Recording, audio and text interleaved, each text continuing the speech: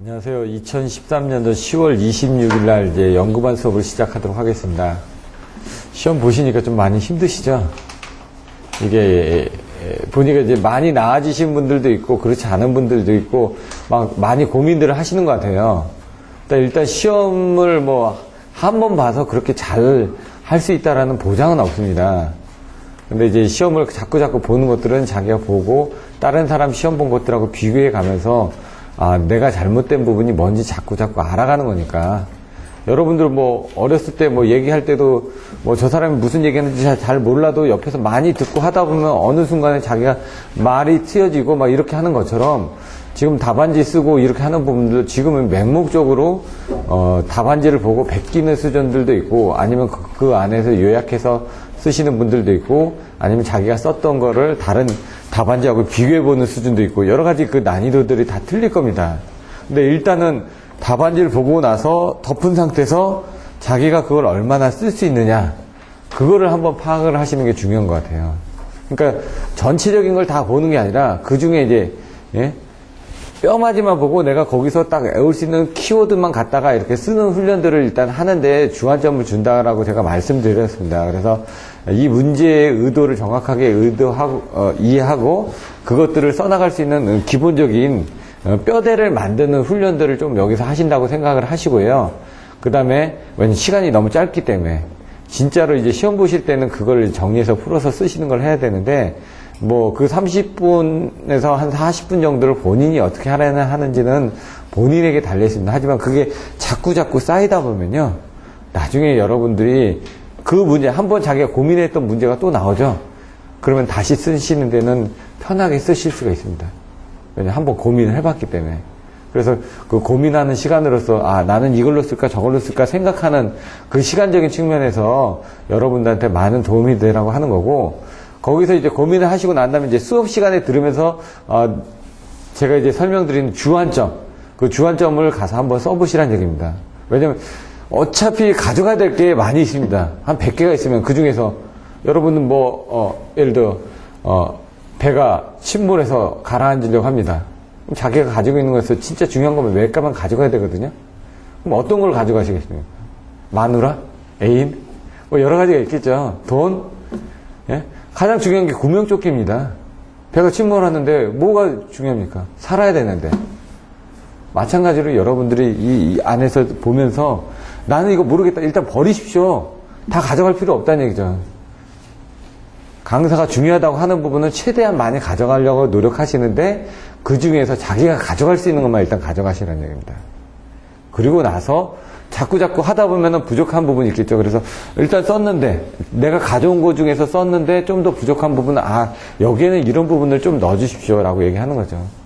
뭐 음식 잘 만드는 건 비결 없습니다. 자기가 많이 만들어보고 옆에 사람한테 간 좀 봐달라고 그러면 이거 좀 또 뭐도 넣어봐 시행착오를 넣으면서 자기도 막 먹어보고 여러 사람들의 반응을 보면서 이것저것 넣다 보니까 어떤 레시피가 생각나는 거죠.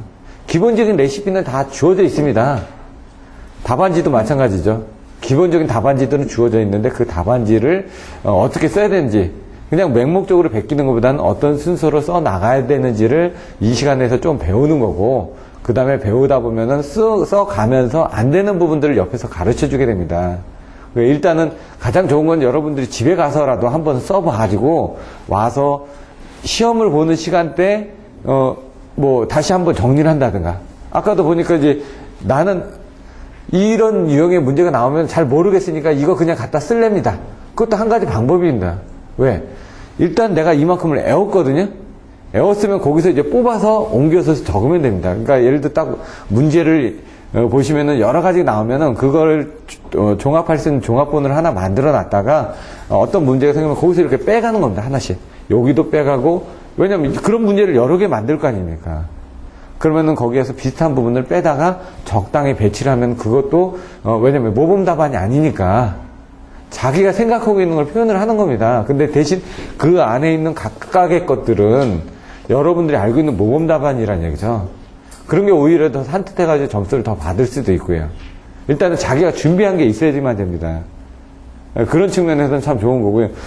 봤는데 안 써진다. 그거는 이제 본인이 느끼실 겁니다.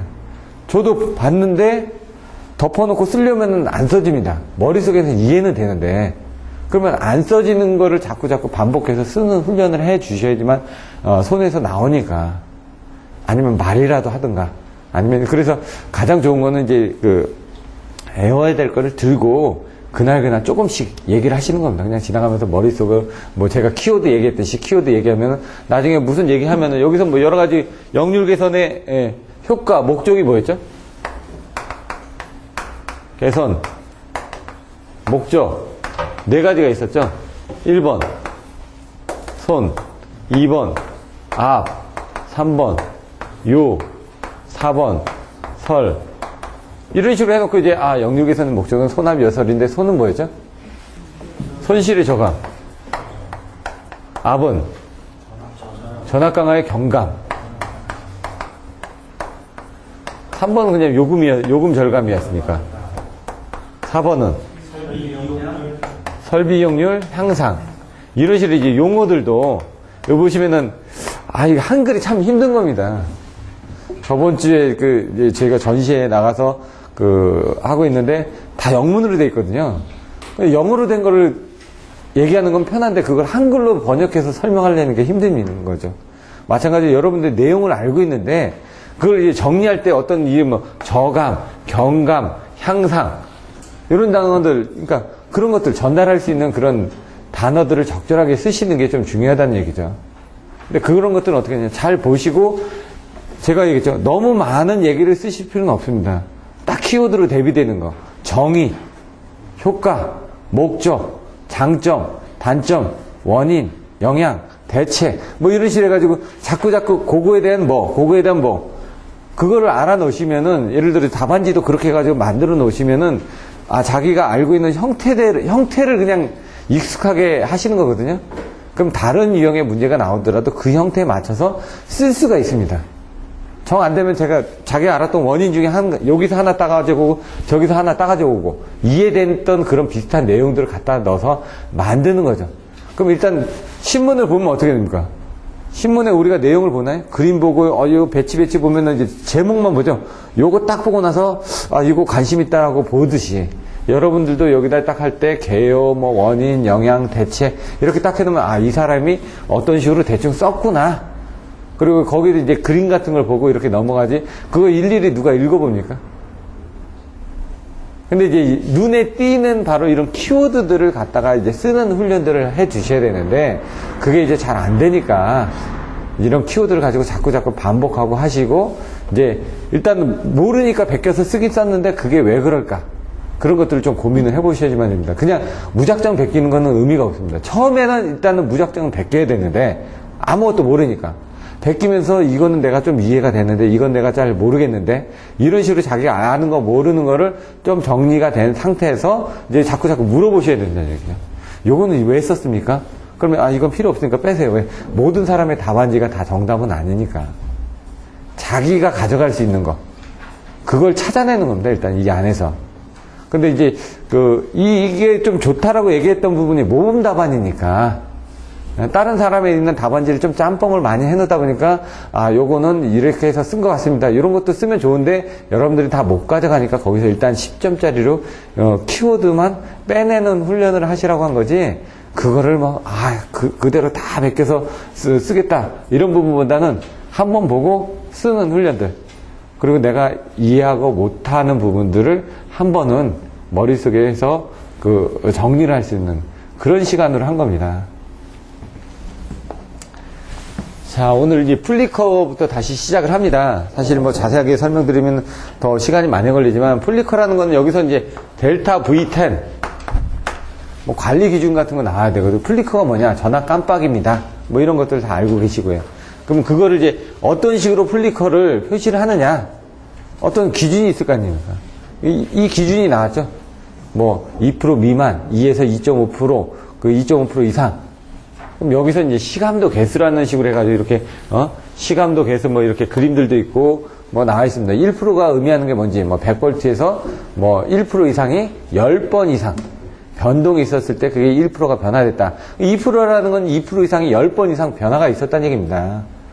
그런 식으로 해가지고 뭐 아까 뭐 기준도 쓰셨는데 그런 기준들의 좀 상세한 내용들을 써주시고 델타 V10이 뭐 루트에다가 해가지고 여기 델타 V10을 해가지고 뭐 시감독에서 곱해가지고 하는 그 수식들도 있습니다. 그런 것들은 이제 몰라도 일단 쓰면은 그림하고 수식을 쓰게 되면 아, 이 사람이 이쪽에 대해서 좀 뭔가 알고 있구나 라는 걸 표시를 할 수가 있다는 얘기죠. 그래서 수식도 어렵지만은 이해할 수 있는 부분만 쓰는 겁니다. 그 많은 수식 다 쓰실 필요가 있나요? 근데 여러분들 알고 계셔도 알프레드 스틸의 실험식 5.5 V는 5.5 루트 0.6L 플러스 100분의 PR 이런 것들은 간단하지 않습니까? 피크의 실험식 생각나시나요? 241에 루트에 F 플러스 25에 뭐 2-2제로의 4승에 뭐 곱하기 10의 마이너스 5승에 뭐 이런 식으로 안 돼도 그냥 무조건 외우는 겁니다. 그냥. 근데 중간중간에 빠지는 게 있습니다. 분명히. 또 보다 보면 그러면 그때 가서 또 이게 안 외워졌지. 그러면 다시 한번 보고 하나 더 부족한 부분을 채워넣는다는 얘기죠. 일단은 완벽하지 않아도 좋습니다. 기본적인 건 나온 상태에서 자기가 부족한 부분 채워넣어가면 되는 거니까 자꾸 반복밖에 없다는 얘기죠. 그 다음에 순간전압가마 세그스웰 해가지고 나와 있는데 이제 그 전력 품질 쪽에서 뭐 고조파, 플리커, 세그스웰 뭐 이런 트랜지언트 이렇게 해가지고 나옵니다. 그래서 전력 품질에 대해서 앞에 했던 것처럼 고조파, 플리커 이런 것들을 다 같이 비교를 해 놓으시고 어느 게 나오더라도 그 안에서 조금씩 내용을 갖다 쓰실 수 있게끔 그림 쪽으로 보시면 뭐 여기 책에 보면 하나로 쭉 해가지고 이 파형이 원래 이렇게 나와야 되는데 이게 정상 파형 아닙니까?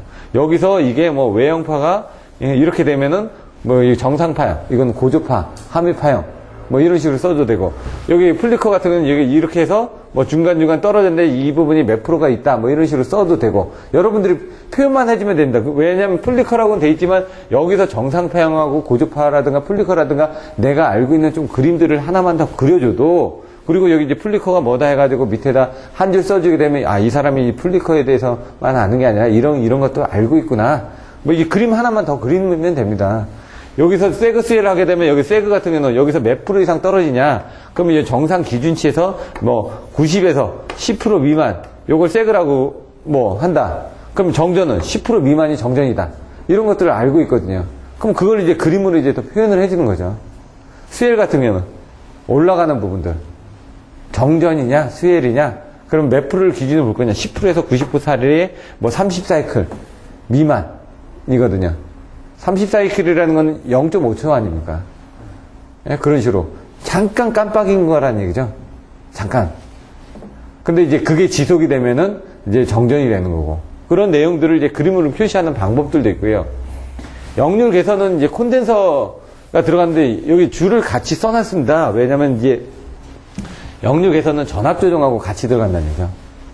근데 이제 전압 조정할 때 보시면 나중에 이 큐빅 컨트롤도 전압이거든요. 요 두 개가 좀 비슷비슷합니다. 내용들이. 근데 얘는 이제 전압 조정에서 이제 물어보고 하는 부분이 그냥 전압 조정 딱 하면은 얘는 전압 조정 설비에 대해서 조상 장치를 물어보는 건지 조상 설비를 물어보는 건지 아니면 여러 가지를 물어보는지 모르겠지만은 그 부분에 대한 것들이 좀 강한 거고 이 큐브이 컨트롤에서는 아까처럼 무효 전력을 제어해서 전압을 조하는 부분 얘도 내용이 똑같을 수밖에 없죠. 어차피 전압 조정을 무효 전력으로 제어를 하는 거니까 우리가 조상 설비니까 그렇다면 큐브이 컨트롤도 가면 이 전압 조정의 내용이 똑같이 들어가게 됩니다. 근데 차이가 있는 거는 이제 나중에 큐브이 컨트롤에서 이제 무효 전력이 전압 변동에 더 영향을 많이 주는 것을 증명하라. 이런 식으로 되게 되면은 이런 전압 조정이 아니라 이거 증명하는 문제지 않습니까? 그러면 이제 그 전력계통공학 7장에 있는 그 수식대로 풀어서 써줘야 된다는 거예요. 예제 7-3으로 증명을 하든 아니면 기본서 안에 있는 내용으로 증명을 하든 문제에서 의도하는 게 뭔지를 보셔야 되는데 그런 부분들은 이제 많이 물어보지는 않고 예를 들어 P하고 Q하고 뭐 사인 델타나 코사인 델타라 그 더 기인함을 증명해라. 그런 것들은 예제 7-3 문제로 간단하게 설명해 줄 수가 있거든요. 근데 예제 안에 있는 묻는 문제 같은 경우는 딱 문제 유형이 있습니다. 그거고 나머지는 거의 전압 조정에 대한 내용들이 더 많이 나온다는 얘기죠. 실제로 우리가 쓰고 있는 것들이 뭐냐 이거죠. 아까도 얘기했듯이 뭐 지락전류가 가장 많이 나온다고요. 왜? 그러니까 지락전류에 대한 문제가 가장 많이 나오는 겁니다. 실제로 많이 쓰고 있는 거. 실질적으로 전압 조정 많이 하고 있죠. 그러니까 집에서 도란스로도 하고 있죠. 발전기에서도 AVR이나 AQR로 가버너 컨트롤 하고 있죠. 그리고 변압기에서 탭 제어하고 있죠. 그 다음에 SVR로 제어하고 있죠. 조상설비를 통해 가지고 전압을 올려주고 있죠. 왜? 지금 조상설비 뭡니까? 모터가 전압 강화 일어나니까 역률이 안 좋아가지고 거기다 콘덴서 따라가지고 역률 보상해주면서 모터 기동 시에 전압 강화도 보상해주고 있지 않습니까? 그런 실제로 쓰고 있는 그런 내용들이 여기서 나오는 겁니다. 그래서 무효전력을 직접적으로 제한하는 방법, 무효전력을 간접적으로 제한하는 방법. 그 전압 조정은 어디에서 제어하고 있냐? 그러면 이제 발변주배 설명드렸죠? 발변주배. 발전소에서의 전압 조정 방법. 아까 AVR, AQR. 변전소에서 전압 조정 방법. 직접적으로 제한하는 방법, 간접적으로 제한하는 방법. 주삭 변압기에서 전압 조정하는 방법. 탭으로 제한하는 방법밖에 없죠. 근데 주상 변압기는 탭이 5개짜리입니다, 보통. 근데 이제 전압별로 또 틀려지겠죠. 이런 변전소 쪽은 탭이 뭐 17개짜리 내지 21개짜리입니다. OLTC를 이용해서 제어하는 방법, MLTC를 이용해서 제어하는 방법, 아니면 조상설비를 투입해서 제어하는 방법. 이건 배전소로 해서 전압 조정하는 방법. 승합을 하거나 소극여자 방식을 쓰거나 뭐 중간 조상 방식을 쓰거나 해가지고 올려줄 수도 있고, 아니면 배전소로가 긴 경우에 중간에 승합 변압기를 쓸 수도 있고요.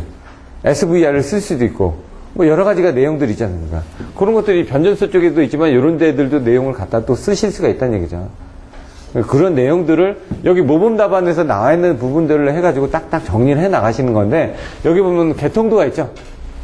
아까처럼 전체적인 전압 조정 개통도를 해가지고 발전기부터 해가지고 승합을 해가지고 그다음 송전솔로를 통해서 변전소에서 강압을 해가지고 배전용 변압기를 통해서 수용각까지 가는 그 그림을 하나 딱 그려주고 나서 요런 내용들을 써 나가면은 아, 이 사람이 어떤 식으로 이제 내용을 전개하고 있구나라는 부분들이 빨리 전달이 되는 거죠. 일단 여러분들이 전달하고자 하는 내용을 뭐 그때 표라든가 그림이라든가 아니면 간단한 내용으로 앞에 전달을 해주고 앞으로 이런 내용에 대해서 전달하겠습니다 하면은 채점자가 딱 봤을 때 이 사람이 의도하는 부분이 뭔지를 먼저 파악을 합니다. 빨리. 그리고 나서 각각의 항목들을 이렇게 해놓고 거기에 원인, 영향, 문제 뭐 이렇게 하면은 딱딱 눈에 들어오죠. 거기에 키워드 넣고 그림 넣고 그다음 수식 넣고 그런 식으로 이제 답안지를 이제 자꾸 어떤 모범 답안 해 나가는 과정을 여러분들이 답안지를 쓰시면서 배워 나간다는 얘기죠. 근데 자기 스타일이 있습니다. 자기 스타일이. 자기가 쓸 수 있는 스타일이. 그러니까 모범 답안을 자기 스타일로 바꿔 나가시는 그런 훈련들을 하시라는 얘기입니다. 스폰 네트워크, 이제 뭐 저압 배전 쪽 아니면 고압 스폰 네트워크도 있습니다. 근데 이제 여기서 얘기하는 건 고압 스폰 네트워크를 해가지고 우리나라에서 쓰고 있는 게 뭐 청와대라든가 정부종합청사라든가 이런 경우는 이제 정전이 되면 안 되니까 그런 거는 돼 있는데 스폰 네트워크의 가장 큰 특징은 변압기의 1차 측에 차단기가 없습니다. 달러기만 있다는 얘기죠. 그러니까 변전소 쪽에 가서 차단기가 있습니다. 그래서 사고가 나면은 여기 개폐기밖에 없다는 얘기죠. 차단을 어디서 합니까? 저쪽 상위 변전소 가서 해야 된다는 얘기죠. 대신 얘는 2차 측을 네트워크가 해 있지 않습니까? 2개에서 4개의 변전소에서 보통 2개 이상의 변전소에서 3개 변압기를 받습니다. 변압기도 부하율이 8시간 130% 가부해서 8시간 견딜 수 있게끔 돼 있죠. 그럼 변압기 대수 마이너스 1분에 뭐 과부하율 곱하기 뭐 해가지고 계산하는 그 수식들로 계산을 하게 되면 130%가 나옵니다. 130%때 그 용량으로 해가지고 용량을 더 키운다는 얘기죠. 변압기 자체 용량은. 그래서 1000kV짜리를 쓴다 그러면 1300으로 설계를 해주면 하나가 빠지더라도 그 1300으로 계산하게 되면 결국 1000이란 용량이 나오는 겁니다. 그런 것들도 이제 아시면 옆에다 써주시면 되고요. 그 다음에 이제 네트워크, 스폰 네트워크에서 이제 보호하는, 보호 방식들이 뭐가 있냐. 그럼 이제 숫자하고 여러 가지가 있었죠. 키워드가 보호 방식이 뭐가 있었죠? 3가지가? 보여지는 거? 스폰 네트워크에. 역참호 해가지고. 역전력, 차단, 차전압, 투입. 무전압, 투입. 이렇게 외우시라고. 이것도 딱 끊어서 이렇게. 역차무. 저는 그냥 처음에 역무차였거든요. 여기 옆에, 예? 기관차들이 있으니까. 근데 어떻게 했냐. 67, 78, 84. 이렇게. 6, 7, 8 아닙니까? 그렇게 하다 보니까 이걸 바꾼 겁니다. 애우기 쉽게끔. 그림 하나 그려주고. 이제 책에 나오지만 역전력에서 되면은 차단을 하라 이거죠. 왜? 이게 지금 네트워크로 연결되어 있지 않습니까? 그게 변압기에 돼 있고 여기 차단기 있고 차단기 전단에 뭐가 있죠? 그림이 딱 생각나야 된다. 여기 변압기 1차 측에는 개폐기밖에 없습니다. 차단기가 아니라 변압기하고 차단기 사이에 뭐가 있습니까? 퓨즈가 있습니다. 퓨즈. 이 퓨즈. 그리고 얘가 연결이 돼 있고 그 다음에 여기 네트워크 퓨즈 있고 차단기 있고 차단기 있고 퓨즈가 있고 뭐 이런 식으로 이게 병렬로 연결되어 있죠. 다 세대가. 이 전단에 이쪽으로 변전소로 가 있고 이 그림이 딱 생각이 나면 얘 그림이 의미하는 특징들을 생각을 하셔야 된다는 얘기죠. 여기 왜 퓨즈가 있나 이거죠. 퓨즈를 샀을 때 어떤 문제점이 있는지 여기서 사고 나면 어떤 문제가 있어요. 퓨즈하고 변압기 사이에 사고 나면 얘가 차단을 못 해주니까 여기 떨어지죠. 근데 문제는 여기서 사고 나면 얘가 안 떨어질 수가 있다는 얘기죠. 왜냐면 여기는 저압이고 고압인데 이 고압 차단기가 여기 보압에 있는 보호계진기가 이 전류를 인식을 못합니다. 2차 측이다 보니까 전류가 작아가지고 여기서 순시 사고라든가 어떻게 단락 사고가 나면은 인식을 할까? 오버커런트 같은 건 인식을 못한다는 얘기죠. 그래서 문제가 생긴다는 얘기예요. 그래서 이걸 가까이 붙여가지고 퓨즈로스를 보호하게끔 사고 났을 때 그런 부분들이 있다는 얘기예요. 여기하고 여기 또 사이에서 사고 났을 때 또 그런 보호 맹점들이 있고요. 여기하고 여기서 사고 났을 때 보호 맹점들이 있고요. 그런 내용들도 좀 써주시면 더 좋죠. 근데 어떤 사람의 답안지들은 그런 것들이 들어가 있고 어떤 사람의 답안지들은 그런 게 없습니다. 그래서 그런 것들이 차이가 난다는 얘기입니다. 답안지에서. 내가 더 많이 알고 있다는 걸 표현해주기 위해서 이런 그 답안지를 보고 내용들을 해주시는 거죠. 여기 차단이지만 여기 투입입니다. 이건 뭐냐, 역전력. 사고가 나가지고, 사고가 나면 어떻게, 얘가 이쪽으로 이렇게 흘러갈 거 아닙니까? 공급을 해줘야 되니까 이쪽으로도 갈 거고, 얘도 이쪽으로 흘러 들어갈 거고, 그럼 여기 차단하라 이거죠. 더 고장전력 흘러가지 않게끔 역전력으로. 그럼 차전압. 여기 전압이 있고 여기 정전이 됐습니다. 일단 정전이 됐는데 얘가 살아 있습니다. 전압이 들어와서 살아 있습니다. 얘 부분이 무전압 투입도 마찬가지지만 전압 차이가 있는 겁니다. 그럼 얘가 살아 있으니까 너 들어가라 이거죠. 이게 죽어 있는 게 아니라 얘가 얘보다 전압이 높을 때 들어가라 이거죠. 그럼 얘가 죽어 있다가 들어가는 거죠. 얘가 살아있으니까. 무전압도 투입도 마찬가지입니다. 얘가 전압이 없다가 이 부분이 살아있으면 들어가라는 얘기죠. 그런 개념으로 보시면은. 왜? 송전이 주 목적이니까. 사고 났을 때만 차단하고 그렇지 않으면 신뢰성 있게 계속 공급해 있어야 되니까요, 얘는. 그 다음에 QV 컨트롤. 아까 설명드렸던 것처럼 전압 조정 쪽입니다. 전압 조정 설비 쪽이 좀 더 강하게 내용이 나올 수밖에 없고 PF 컨트롤 바로 주파수죠. 주파수 제어 쪽에 대한 부분이니까. 그래서 이제 주파수 변동 원인 영향인데 여러분 교재 쪽에는 그냥 간단하게만 나와 있습니다. 근데 더 여러 가지가 있죠. 그 뒤쪽을 보시다 보면 이 주파수 변동하고 관련된 부분들이 주파수 제어 쪽에 관련된 더 많은 내용들이 있으니까 그 부분을 참조하시고요. 요 내용은 책에 있는 내용은 좀 너무 간단하게 되어 있습니다. 한 7, 8줄 밖에 안 되어 있습니다. 그림 같은 거 아무것도 없고요. 그냥 간단하게 숫자밖에 안 나와 있다는 얘기죠. AFC, 뭐였죠? 자동 주파수 제어. 아, 이거 원어가 뭐였죠? 예, 그렇게 나와야죠. ELD는 뭐죠? 예? 경제부하 배분. 예? 그럼 영어로 어떻게 되죠? 이코노믹 로드 디스패치. 이코노믹이 경제 아닙니까? 로드, 부하, 디스패치, 배분. 그럼 다 오토, 자동, 주파수, 컨트롤. 이거는 AGC는 뭐죠? 예. AFC하고 ELD를 합친 게 AGC죠. AELD라고도 여기 책에는 ALE든가 이렇게 나와 있고, EMS는요? 시스템. 예. 근데 이거를 또 다른 식으로 얘기를 하시는 분들이 있죠.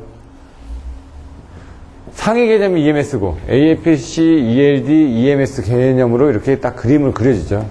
부조작용, 그래가지고 부하의 자기 제어성, 조습기 제어, 그 다음에 자동 주파수 제어, 경제 부하 배분. 그 다음에 그 위쪽으로는 이제 그 전체적인 걸 EMS에서 관장을 한다.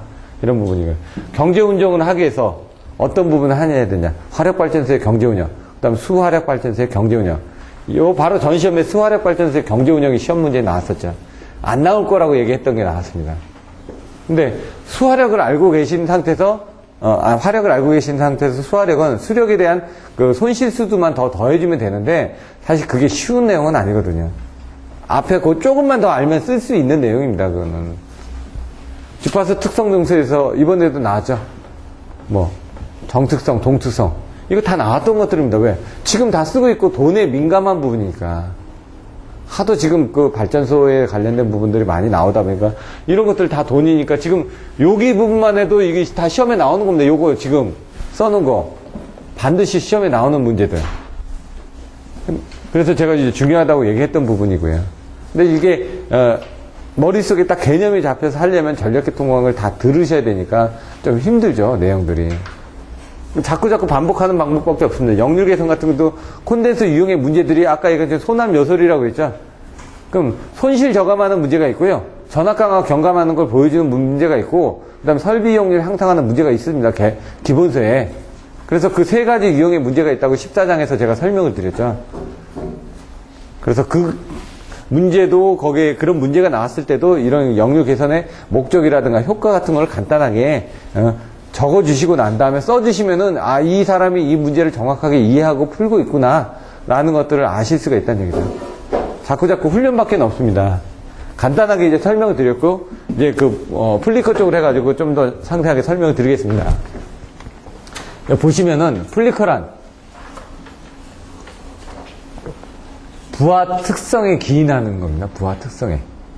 전압동요에 의해 조명이 깜빡이든가 TV의 영상이 일그러진다든가 하는 현상이다. 그럼 부하 특성에 뭐가 있을까요? 얘는 분명히 부하 때문에 플리커가 일어난다고 여기다 써놨습니다. 그럼 그런 부하가 뭔지를 원인을 이제 밑에 내려오는 겁니다.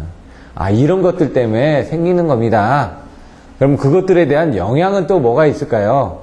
그러면 그 영향을 없애주기 위해서는 어떻게 대책을 해야 될까요? 여러분들 알고 계시는 그냥 상식성 말을 하는 것도 똑같고요. 서론, 본론, 결론으로 얘기하지 않습니까? 근데 이런 방법이 있습니다. 그래서 결론이 뭔데? 결론을 먼저 얘기하라는 이거죠. 여기서도 이제 개요해놓고 결론을 간단하게 이런 부분을 살펴볼 겁니다. 이런 결론이 뭡니까? 부하 특성 때문에 문제가 생겼다. 그러니까 그 부하 특성을 없애주기 위해서 이거 페이지가 246이요? 손으로 249 정도를 넣으면은 3페이지를 더하면 되거든요. 이 현상이 되게 되면 문제를 일으킨다 해서 표로 간단하게 해놓고 여기 1 다음에 2에서 표로 해가지고 원인, 영향, 대책을 간단하게 표로 해주고 나서 3부터 원인, 4, 영향, 5 대책해주면은 앞에서 딱 봤을 때 이 사람이 전체적으로 이걸 알고 이제 풀어 쓰고 있구나. 그런 식으로 이제 결론을 앞에다 넣어놓으시는 분들도 있습니다.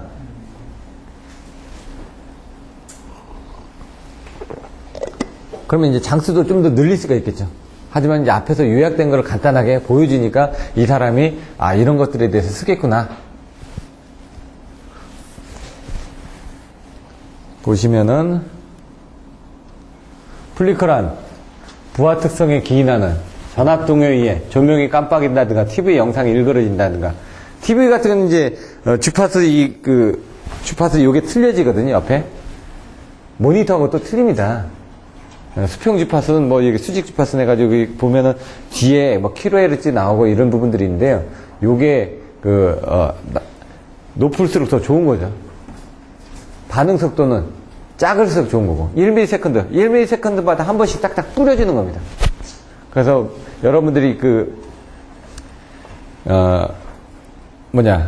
TV보다는 여러분들이 집에서 쓰고 계시는 그 모니터 있죠. 그게 훨씬 더 좋은 겁니다. 사실은 수평 주파수라든가 이런 것들이 더 많이 뿌려지기 때문에 반응 속도도 TV 같은 거 캠코더로 이렇게 촬영하시죠. 그럼 어떻게 하면 얘가 이게 하나씩 줄이 이렇게 쭉쭉쭉쭉 올라오는 거 영화 같은 데 보시면 보이지 않습니까?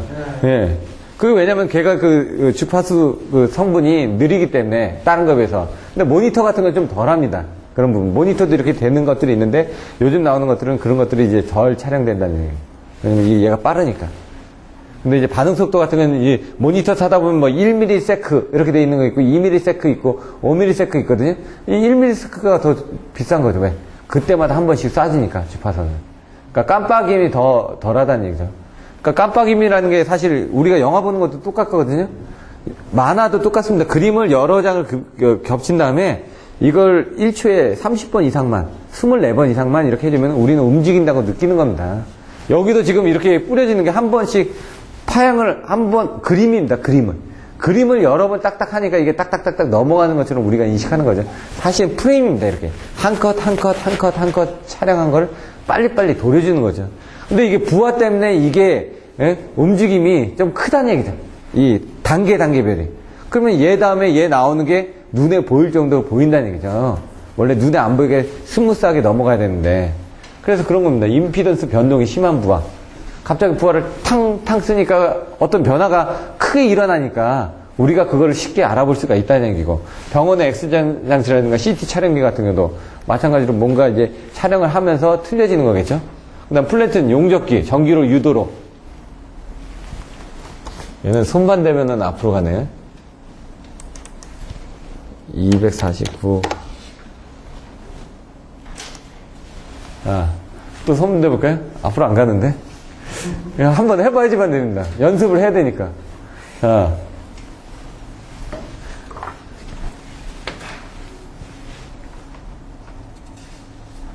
플랜트.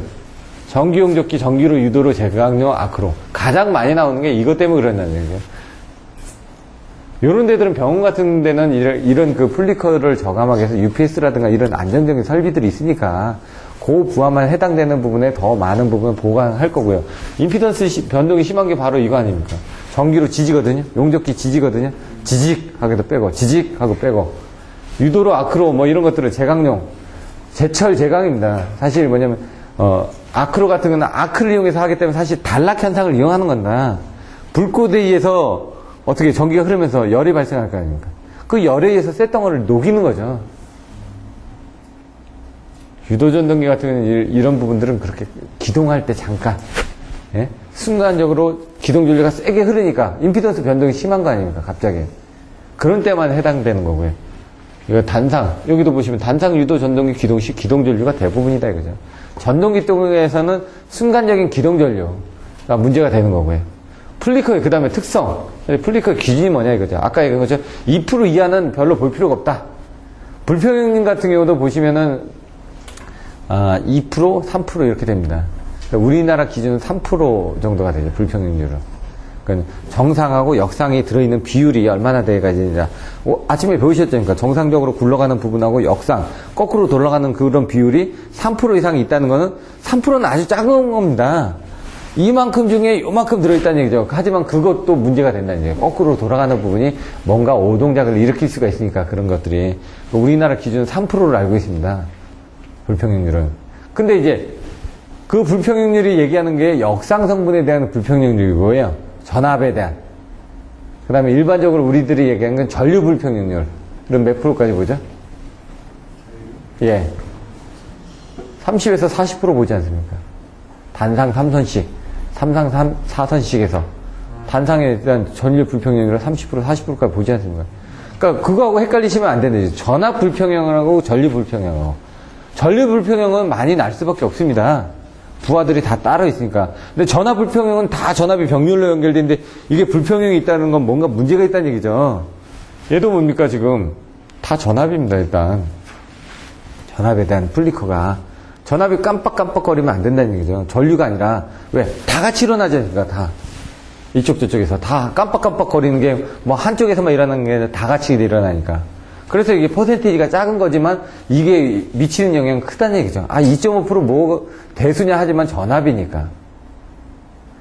우리나라 고주파도 이제 전압이 돼 있습니다. 1.5%, 3% 고주파도 기준이 66kV 기준이라 가지고 2 이상 이하. 전류는 안 하고 있다는 얘기죠. 전류는 워낙 조건들이 많으니까. 그래서 고주파에서 THD 한번 측정해보면 30%, 40%, 60%, 90% 별거 아니라고 얘기합니다. 왜? 전체에 미치는 영향은 작다. 그때만 이렇게 작은 거, 크게 나타나는 거지, 수치가. THD는 그때 당시에 그거고, TDD는 부하까지 고려했을 때 그런 부분인데, 이런 것들은 이제 전압이기 때문에 문제가 되는 거죠. 그래서 2에서 2.5%는 조건부로 송전을 하겠다는 얘기죠, 일단은. 근데 2.5% 이상이 되게 되면요, 일단은, 송전을 안 해줍니다.